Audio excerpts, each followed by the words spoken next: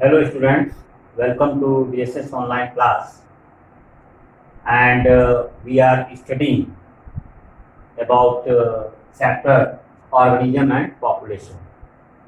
In my last lecture, I explained you students about distribution of biome and biological organization in the environment. What are the different levels of biological organization in the environment, and in that reference I explained you with the help of the graph where I have shown you the mean annual temperature and mean annual precipitation or rainfall. In that reference I explained you that how mean annual temperature and mean annual rainfall or precipitation is determining, acting as a determining factor for distribution of different types of biome on this planet Earth.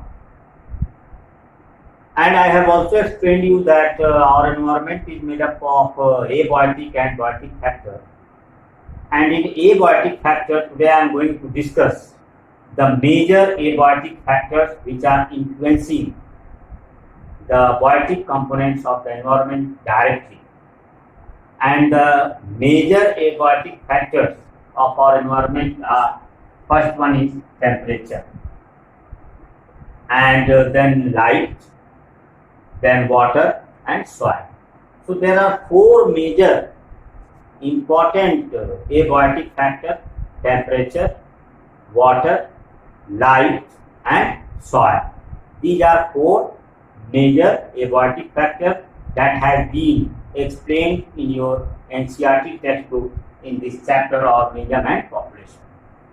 So it is the instruction to all of you that after seeing or watching this video, you will carefully read the topic major abiotic factor of your NCERT textbook of chapter organism and population.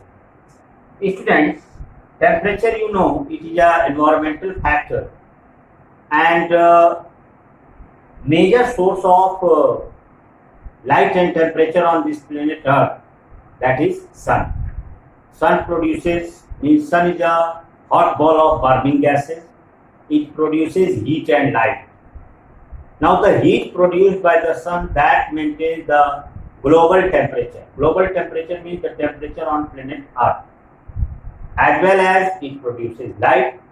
So the primary source of temperature on this planet Earth is sun, and temperature is acting as an important abiotic factor which is influencing or which is determining the distribution of abiotic component. Now students, if we compare the temperature on this planet Earth, so it ranges between, or it ranges below sub-zero level,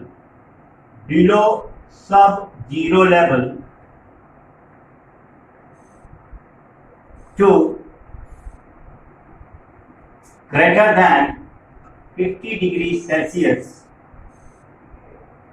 Greater than 50 degrees Celsius means if we compare the global temperature of this planet Earth, then it ranges below sub-zero level. Sub-zero level means below 0 degree Celsius and greater than 50 degrees Celsius. Now you will ask that where these temperature may be vary. So you know that ice caps are there, glaciers are there, polar regions are there, all these high altitudes are there.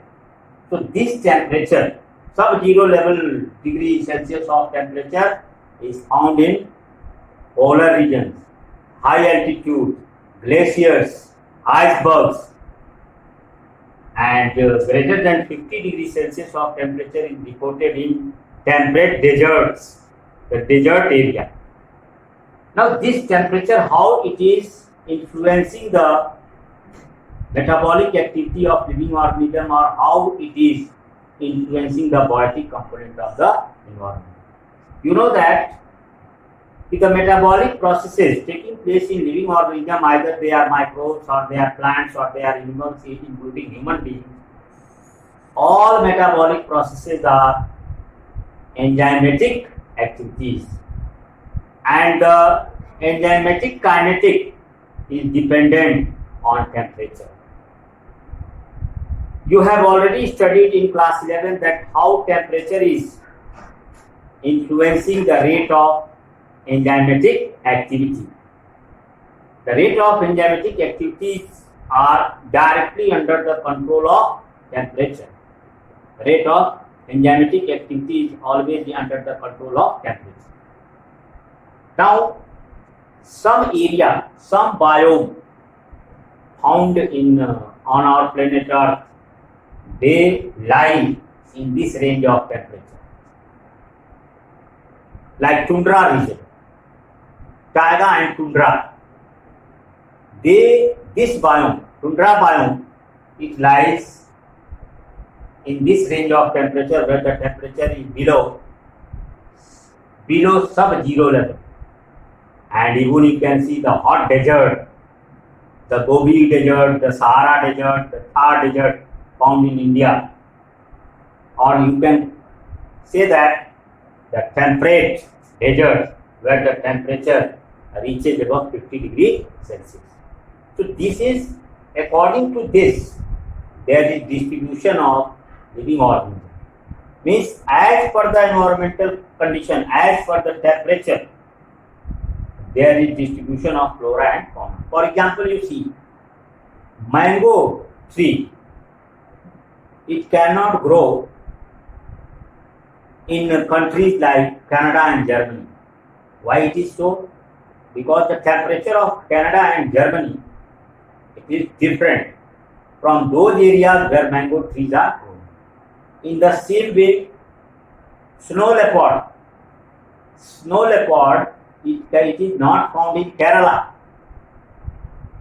So if you will study thoroughly, you will find several examples that why this is happening. This is happening because of temperature. With a different region of our planet Earth is having variation in temperature, and due to variation in temperature, the distribution of flora and fauna in these regions is different. Now, in this reference, in reference of temperature, living organisms, they are classified into two categories. One category of organism is eurythermal. You will focus on this term. Eurythermal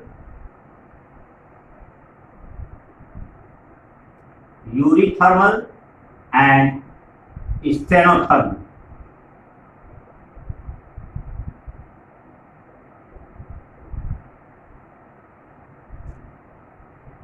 These are the two types of living organism, animals. One is called eurythermal and other is called stenothermal. In difference of temperature as a major abiotic factor. Eurythermal are those living organisms which can tolerate wide range of temperature. As per their environmental condition. Wide range of temperature. So the animals or the organism which can tolerate wide range of temperature, they are called eurythermal. Whereas the organisms which can tolerate narrow range of temperature, narrow range of temperature are called stenothermal. So these are the two categories of animal as per the abiotic factor temperature. Means on this planet Earth there is variation in temperature, and at some places temperature is too high and some places temperature is too low. As per that, organisms have been classified as eurythermal and stenothermal. Eurythermal are the organisms which can tolerate wide range of temperature, whereas sthenothermal they can tolerate narrow range of temperature. Now student, the second major factor is, or the second major abiotic factor is water. Water is also an important, or you can say it is a major abiotic factor.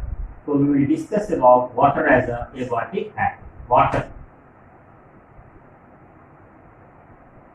Now, if we see the habitat of different organisms, whether it is plant, animal, so plants are terrestrial, animals are terrestrial.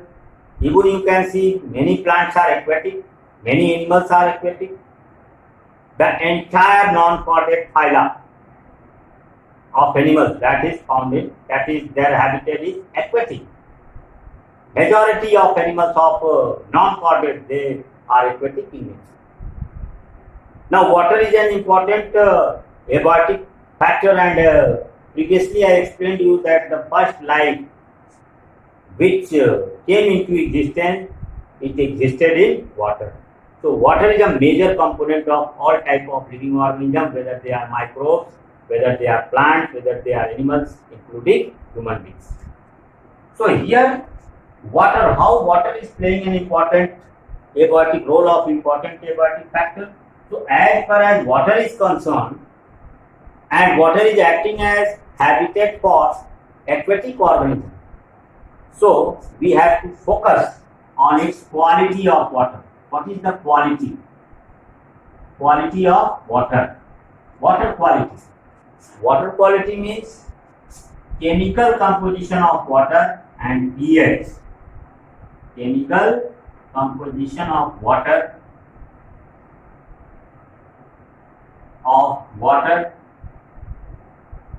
and pH. These are the two parameters to measure the quality of water. That what is the chemical composition of water and what is the pH. Now the pH of water is measured in terms of salinity, or even we call it osmolarity. Molarity already you have studied in chemistry. So the quality of water, as per the quality of water is referred, quality of water is measured in two parameters, and these two parameters are chemical composition of water and pH. And the pH of water is measured in terms of salinity or osmolarity, and it is measured as part per thousand. Part per thousand. Now, if we compare, there are water sources, underground water sources and surface water sources. So most of the animals and plants, their habitat is surface water sources like fresh water sources. And what are fresh water sources? Pond, lake, river, stream, all these are fresh water sources. Whereas seas, oceans, estuaries, lagoons, all these are marine water sources. So water has been classified. Aquatic ecosystem or aquatic habitat has been classified into two categories: fresh water and marine water. And it is classified on the basis of its salinity or osmolarity. And osmolarity is measured part per thousand. Means we are talking indirectly about concentration of the water or the solution. So it is estimated that the salinity of inland water means the fresh water sources like pond, lake, river, stream. These are known as inland water sources, or they are fresh water sources. And the salinity or osmolarity of inland water sources like pond, lake, stream and river is near about 5. Its value is 5. 5 means its salinity or osmolarity is 5, means 5 parts per thousand. And you know how to calculate molarity of any solution.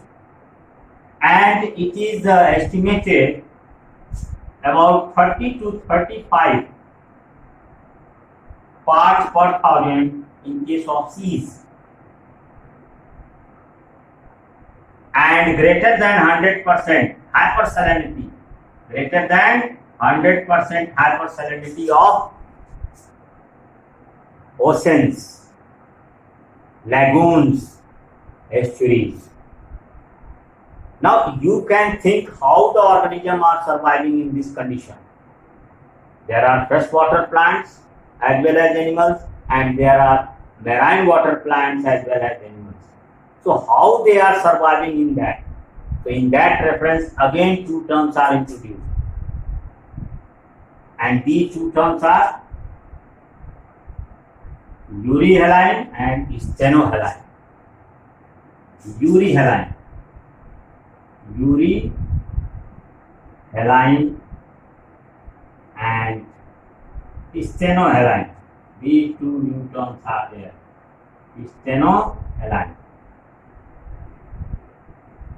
Now, euryhaline means the organism which can tolerate wide range of salinity. As I have explained you in terms of temperature, eurythermal and stenothermal. In the same way, there are euryhaline and stenohaline organisms.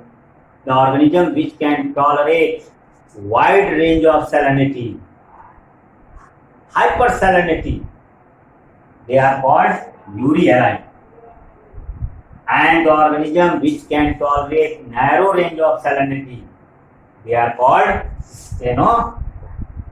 So that is the importance of major abiotic factor, water, which depends on its quality, chemical composition and pH. And pH of water is measured as in terms of salinity or osmolarity, which is measured as parts per thousand. For inland water, its value is 5. For seas, it is 30 to 35. And in case of oceans and lagoons or estuaries, it is greater than 100% hypersaline water. Now students, the next important abiotic factor, that is light. Light also plays important role in life of plants and animals. For example, light. For example, plants are dependent on sunlight to perform photosynthesis. Now, if we consider a forest area, so in forest area there is stratification. For forest area, there is stratification in forest. Stratification. Now, what is meaning of stratification? Stratification means layering. If we minutely observe the forest, we will find that the surface of forest, that is occupied by small grasses. Then comes the herbs. Then comes the shrubs. Then comes the tall trees. That is stratification in the forest. Now, if we consider the tall trees, the case of tall trees, you can see the herbs and shrubs. They are overshaded by the large canopy of the tall trees. Large canopy of the tall trees, they are covering or overshading the herbs and shrubs.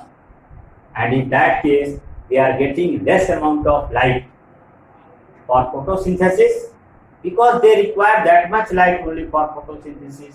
So you can see their growth and development takes place at slow rate. On the other hand, the tall trees, they are getting maximum source of light and they are performing photosynthesis at high rate, and their growth and development is taking place rapidly.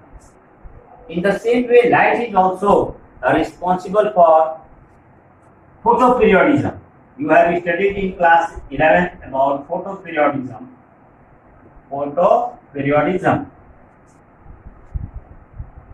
And photoperiodism, on the basis of photoperiodism, you have studied about long day plants or short night plants, short day plants or long night plants, and day neutral plants. Means photoperiodism is a phenomena occurring in plants or their flowering. It is the maximum length of day, light and dark to which a plant is exposed to enhance flowering.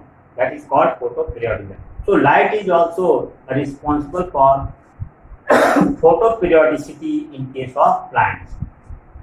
Besides this, if you consider the role of light in life of animals, so on that basis, some animals, they can tolerate high intensity of light, and such animals become diurnal, means they are active during daytime because they have ability to tolerate high intensity of light which is available at daytime, and they are called diurnal animals. Whereas on the other hand, some animals, they cannot tolerate high intensity of sunlight, so they are not very active during daytime, they are active at night time during darkness, and such animals are called nocturnal animals. So in this way, light is also an important abiotic factor which is influencing the survival of living organisms in different biomes and different things. So students, for today, much only. Thank you.